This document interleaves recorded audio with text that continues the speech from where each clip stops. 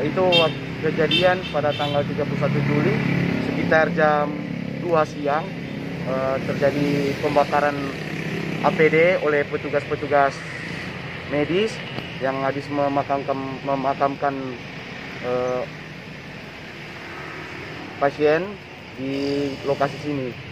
Jadi pas waktu saya lewat, saya lihat mereka sementara membakar APD serta perlengkapan yang mereka pakai. Waktu itu juga saya sudah bertanya dengan petugas yang ada di situ, tapi katanya itu sudah aman karena sudah didisinfektan dulu baru dibakar. Begitu. Itu petugas dari mana mereka? Itu kalau ini yang itu dari Profkando dan juga ada dari BNPB mungkin. Berapa orang? Yang petugas mungkin yang memakai itu 6 orang. Tapi kan yang lokasi didatang itu ada polisi, ada juga BNPB dan juga petugas rumah sakit.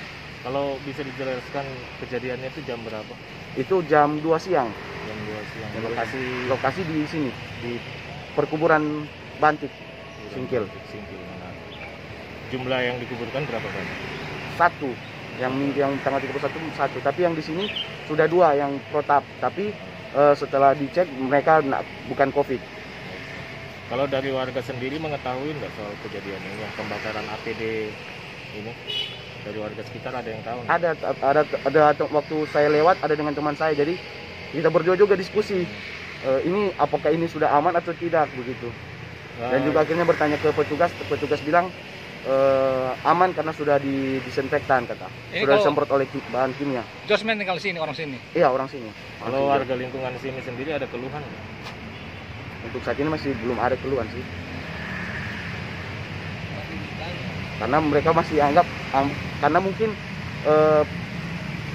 masih belum tahu mungkin prosesnya bagaimana. Jadi ketika petugas mungkin bilang ini sudah clear, jadi orang anggap sudah biasa. Gitu. George kan? Ya, George. Bisa mungkin dijelaskan Pak terkait bagaimana sebenarnya seharusnya penanganan sampah medis ini? Pertama memang kami sangat mengecam apa yang terjadi di perkuburan Bantik di Kecamatan Singkil ini. Karena memang menurut sepengetahuan kami, bicara soal COVID-19 ini merupakan satu isu kesehatan yang sangat sensitif. Itu yang pertama. Poin yang kedua, kalau dia bicara soal masalah sensitif, berarti ada peraturan perundang-undangan yang sudah dikeluarkan dan harus ditaati oleh pihak rumah sakit, baik yang melakukan kegiatan di rumah sakit dan yang melakukan kegiatan di lapangan, dalam hal ini di pekuburan.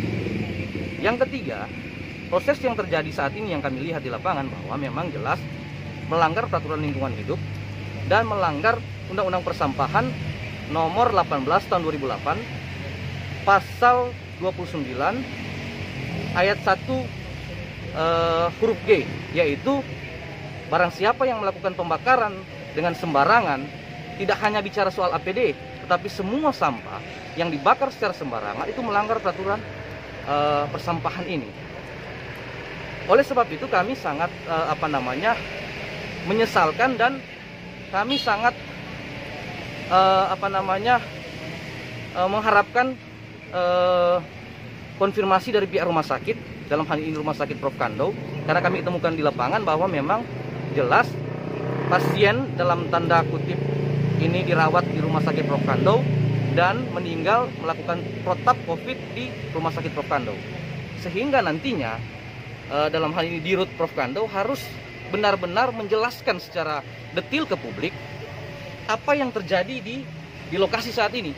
Karena kita tahu bersama bahwa ada ribuan pasien COVID-19 yang masih dirawat.